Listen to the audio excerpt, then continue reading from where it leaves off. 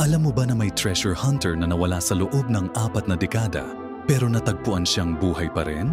Noong 1983, si Roberto Valdez ay pumasok sa mga lihim na tunnel sa Rizal Province para hanapin ang gintong itinanim ni General Yamashita. Pero hindi na siya bumalik. 40 years later, nakita siya ng mga cave explorer sa loob ng 200 talampakang ilalim ng lupa. Ang katawan niya, walang bulok. Ang damit, parang bago pa rin. Sa kamay niya, hawak pa rin ang mapa na ginawa niya. Ang journal niya, may mga entry araw-araw sa loob ng 4 na dekadang nawala siya. Nagsusulat siya tungkol sa mga Japanese soldier na ginagabayan siya sa mas malalim na tunnel. Ipinakikita nila kung saan nakatago ang kayamanan. Pero unti-unti niyang napansin, walang anino ang mga sundalo. Walang footprint sa lupa.